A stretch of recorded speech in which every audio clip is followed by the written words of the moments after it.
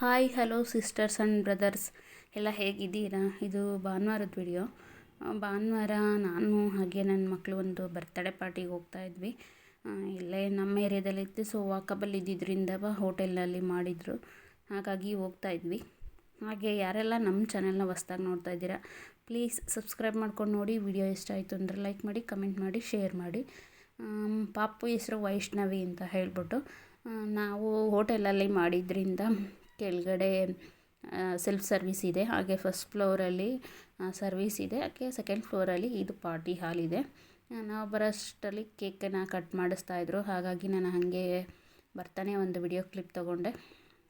ಹಾಗೆ ಇವ್ರು ಯಾರಪ್ಪ ಅಂತಂದರೆ, ಮುಂಚೆ ನಾನು ಕೆಲಸ ಮಾಡ್ತಾಯಿದ್ನಲ್ಲ, ಅಲ್ಲಿ ನನ್ನ ಜೊತೆ ಕೆಲಸ ಮಾಡ್ತಿದ್ದಿದ್ದು ಹುಡುಗಿ. ಆವಾಗ ಅವಳಿನ್ನೂ ಕಾಲೇಜ್ಗೆ ಹೋಗ್ತಾಯಿದ್ಲು. ಕಾಲೇಜ್ ಮುಗಿಸಾದ್ಮೇಲೆ ಮದುವೆ ಆಗಿದ್ದು. Love marriage. ಯಾಕಂತಂದರೆ ಅವರು ಈಗಿನ ಕಾಲದ ಹುಡುಗಿರು ಗೊತ್ತಲ್ವ, ಕಾಲೇಜಲ್ಲಿ ಕಾಲೇಜ್ಗೆ ಹೋಗುವಾಗಲೇ ಲವ್ ಮಾಡ್ತಾಯಿದ್ರು. 3-4 ವರ್ಷ ಲವ್ ಮಾಡಿ ಆಮೇಲೆ ಮದುವೆ ಆಗಿದ್ದಿದ್ದು. ಸೊ ನನಗೆ ಗೊತ್ತಿತ್ತು, ಅಂದರೆ ನಾವು ಕೆಲಸ ಮಾಡ್ತಾಯಿದ್ವಲ್ಲ, ಸೊ ಆವಾಗ ನಮಗೆ ಗೊತ್ತಿತ್ತು ಇದೆಲ್ಲವ. ಆಮೇಲೆ ಹುಡುಗ 2 ಹೆಣ್ಮಕ್ಳು, ಶೈಲಜಾ ಅಂತ ಹೆಸರು, ಹುಡುಗನ ಹೆಸರು ವೀರ ಅಂತ ಹೇಳ್ಬಿಟ್ಟು. ಇಬ್ಬರು ಪ್ರೀತಿಯಿಂದ ಚೆನ್ನಾಗಿ ಮಾತಾಡಿಸ್ತಾರೆ, ಅಕ್ಕ ಅಕ್ಕ ಅಕ್ಕ ಅಂತ ಹೇಳಿ. ಅವ್ರಿಗೆ 2 ಹೆಣ್ಮಕ್ಳು. ಇದು 2ನೇ ಮಗುದು ಬರ್ತ್ಡೇ ಮಾಡ್ತಾ ಇರೋದು. ಇದು ಈ ಕಡೆ ಪಿಂಕ್ ಡ್ರೆಸ್ ಹಾಕಿದೆಯಲ್ವಾ ಆ ಮಗು, 1ನೇ ಮಗು. ಹಾಗೆ ರೆಡ್ ಹಾಕಿರೋದು ಅವ್ರ ಮನೆ ಪಕ್ಕದ ಅನಿಸುತ್ತೆ, ಎಲ್ಲ ಅವ್ರ ರಿಲೇಷನ್ ಮಗು ಅನಿಸುತ್ತೆ. ಪಿಂಕ್ ಡ್ರೆಸ್ ಹಾಕಿರೋದು 1ನೇ ಮಗು. ಈಗ ಅವ್ರು ಎತ್ಕೊಂಡಿರೋದು 2ನೇ ಮಗು. 2 ಹೆಣ್ಮಕ್ಳು. ಅವಳಿಗೆ ಗಂಡು ಮಕ್ಳಿಗಿನ್ನ ಹೆಣ್ಮಕ್ಳು ಕಂಡ್ರೇ ತುಂಬ ಇಷ್ಟ. ಹಾಗಾಗಿ ನನ್ನ ಗಂಡು ಮಕ್ಳು ಇಷ್ಟನೇ ಇಲ್ಲಕ್ಕ ಅಂತ ಅವಾಗಿಂದ ಹೇಳೋಳು.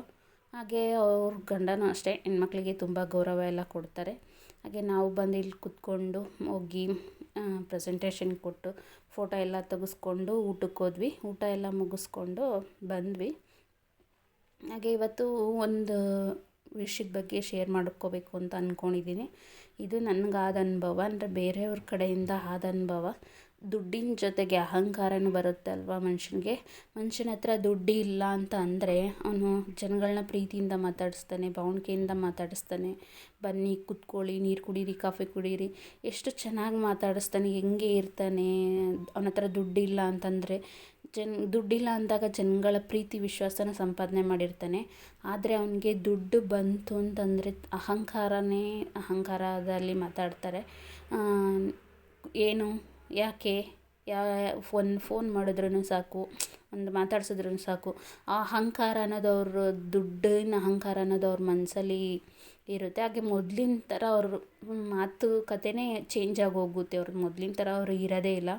ಇದು ನನ್ನ ಖುದ್ದು ಎಕ್ಸ್ಪೀರಿಯೆನ್ಸು. ತುಂಬ ಬೇಜಾರಾಯಿತು. ಹಂಗಿದ್ದವರು ನಮ್ಮ ಮುಂದೆನೇ ಏನೂ ಇಲ್ದಂಗಿದ್ದವರು ಎಲ್ಲ ಬಂದಮೇಲೆ ಅವರು ಅಹಂಕಾರನ ನಮ್ಮ ಮುಂದೆ ತೋರಿಸ್ದಾಗ ಬೇಜಾರಾಯಿತು, ಕಣ್ಣಲ್ಲಿ ನೀರು ಬಂತು. ಬಟ್ ದೇವರು ನಮ್ಮನ್ನು ಈ ಸ್ಥಿತಿಲಿ ಇಟ್ಟಿರೋದಕ್ಕೆ ನಾವು ಅಳಬೇಕು ನಗಬೇಕೋ ಗೊತ್ತಿಲ್ಲ. ಬಟ್ ದುಡ್ಡಿನ ಜೊತೆ ಅಹಂಕಾರ ಅಂತೂ ಬರಬಾರ್ದು. ನಮಗೆ ದುಡ್ಡು ಬಂದ್ರೂ ನನಗೆ ಕೇಳ್ಕೊಳ್ಳೋದಿಷ್ಟೇ, ನಾನು ದುಡ್ಡು ಬಂದು ನಾನು ದೊಡ್ಡ ಲೆವೆಲಿಗೆ ಹೋದ್ರೂ ನನಗೆ ಅಹಂಕಾರ ಬರೋದು ಬೇಡಪ್ಪ ಅಂತ. ಯಾಕಂದರೆ ದುಡ್ಡಿನ ಜೊತೆ ಅಹಂಕಾರ ಬಂತು ಅಂದರೆ ನಾವು ಸರ್ವನಾಶ ಆಗ್ತೀವಿ. ಆಲ್ರೆಡಿ ನಾನು ಎಕ್ಸ್ಪೀರಿಯೆನ್ಸ್ ಮಾಡಿಬಿಟ್ಟಿದ್ದೀನಿ. ದುಡ್ಡು ಬಂದಾಗ ನಾನು ಅಹಂಕಾರದಲ್ಲಿ ನಡ್ಕೊಂಡಿದ್ದಕ್ಕೆ ನಾನು ಯಾವ್ಯಾವ ಸ್ಥಿತಿಗೆ ಬಂದಿದ್ದೀನಿ, ನಾನು ಯಾವ್ಯಾವ ಕಷ್ಟಗಳನ್ನ ಅನುಭವಿಸಿದ್ದೀನಿ, ನಾನು ಎಲ್ಲೆಲ್ಲಿಗೆ ಯಾವ್ಯಾವ ಇದಕ್ಕೆ ಎಂತೆಂಥ ಎಲ್ಲ ನೋಡ್ಬಿಟ್ಟಿದ್ದೀನಿ ಅಂತ ಹೇಳ್ಬಿಟ್ಟು ನನಗಾಗಿದೆ. ಹಾಗಾಗಿ ದುಡ್ಡಿನ ಜೊತೆ ಅಹಂಕಾರ ಅಂಥದ್ದು ಯಾವತ್ತೂ ತಂದ್ಕೋಬಾರ್ದು. ದೇವರು ಅದನ್ನು ಅಲ್ಲೇ ಕಟ್ ಮಾಡ್ತಾನೆ. ಇದು ನನಗೆ ಎಕ್ಸ್ಪೀರಿಯೆನ್ಸ್ ಆಗೋಗಿದೆ. ನಾವು ಎಲ್ಲ ಥರನೂ ನೋಡಿ ಬಿಟ್ಟಿದ್ದೀವಿ ಇಷ್ಟು ವರ್ಷದ ಜೀವನದಲ್ಲಿ. ಸೊ ಹಾಗೆ ಇದು ಬಟ್ಟೆ ತೊಗೊಂಬರೋದಕ್ಕೆ ಅಂತ ಹೇಳ್ಬಿಟ್ಟು ನಾನು ಮತ್ತು ನನ್ನ ಮಗಳು ಹೋಗಿದ್ದು. ಇದಿಷ್ಟೇ ಇವತ್ತಿನ ವಿಡಿಯೋ. ಹಾಗೆ ಯಾರೆಲ್ಲ ನಮ್ಮ ಚಾನೆಲ್ನ ಹೊಸ್ದಾಗಿ ನೋಡ್ತಾ ಇದ್ದೀರಾ, ಪ್ಲೀಸ್ ಸಬ್ಸ್ಕ್ರೈಬ್ ಮಾಡ್ಕೊಂಡು ನೋಡಿ. ವಿಡಿಯೋ ಇಷ್ಟ ಆಯಿತು ಅಂತಂದರೆ ಲೈಕ್ ಮಾಡಿ, ಕಮೆಂಟ್ ಮಾಡಿ, ಶೇರ್ ಮಾಡಿ. ನಿಮ್ಮ ಫ್ಯಾಮಿಲಿ ಫ್ರೆಂಡ್ಸಿಗೆ ನಮ್ಮ ಚಾನೆಲ್ನ ರೆಫರ್ ಮಾಡಿ, ಸಬ್ಸ್ಕ್ರೈಬ್ ಮಾಡಿಕೊಳ್ಳಿ. ನನಗಿನ್ನೂ ಯೂಟ್ಯೂಬಿಂದ ಏನು ಪೇಮೆಂಟ್ ಬಂದಿಲ್ಲ, ನಂದು ವಾಚ್ ಅವರ್ಸ್ ಕಂಪ್ಲೀಟ್ ಆಗಿಲ್ಲ. ಹಾಗಾಗಿ ಆದಷ್ಟು ಆ ವೀಡಿಯೋಸ್ನ ನೋಡಿ, ಫುಲ್ ವಿಡಿಯೋ ನೋಡಿ, ಎಲ್ಲೂ ಸ್ಕಿಪ್ ಮಾಡಬೇಡಿ, ಸಪೋರ್ಟ್ ಮಾಡಿ. ಹಾಗೆ ಸಬ್ಸ್ಕ್ರೈಬ್ ಮಾಡ್ಕೊಳ್ಳಿ. ನಾನು ನನ್ನ ಚಾನಲ್ ಗ್ರೋತ್ ಆಗಲಿ ಅಂತ ಬೇಡ್ಕೋತೀನಿ.